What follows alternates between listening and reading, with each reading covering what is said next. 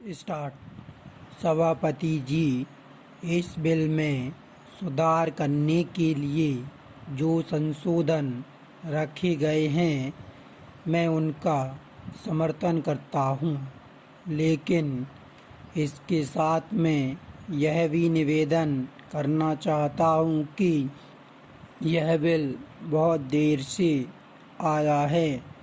इसको तो 5 वर्ष पहले ही आ जाना चाहिए था, लेकिन जैसा और कामों में होता है वैसा ही रवैया सरकार ने इस काम में भी दिखाया है।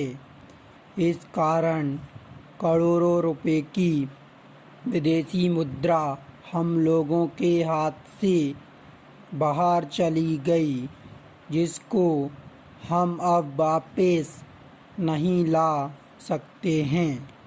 कुछ उद्योगपतियों को आप लुटेरा कह सकते हैं। वे किसी न किसी तरह से देश का धन लूटकर विदेशों में अपने खाते खोलकर उनमें जमा करवा देते हैं और आयकर से भी बचे रहते हैं।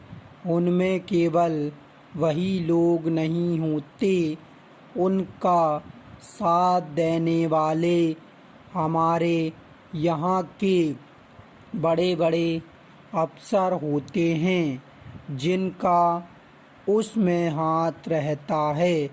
मैं 2-3 उदाहरण आपके सामने रखना चाहूँगा जो सरकार के करोड़ों रुपए के आयकर को हजम कर रहे हैं।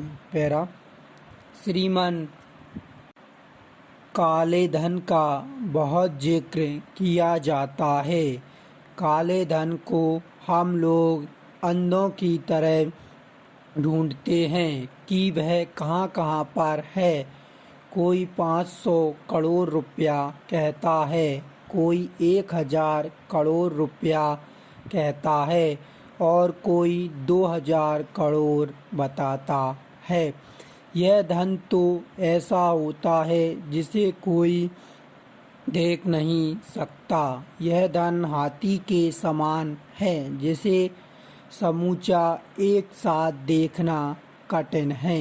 देश में जो काला धन है उसको वसूल करने के लिए सरकार जितनी भी कोशिश कर रही है, काला धन उतना ही बढ़ता जा रहा है। अभी तक सरकार को यही ज्ञात नहीं हो सका है कि देश में कितना काला धन है, लेकिन प्रश्न यह है कि जो विदेशी मुद्रा के जरिए दूसरी जगह बैंकों में पैसा जमा हो जाता है, वह कैसे बाहर आ सकेगा, यह समझ में नहीं आता।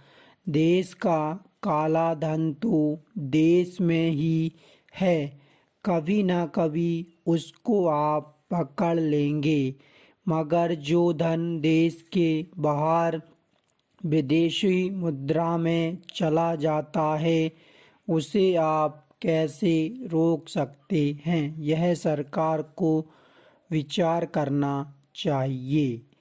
पैरा।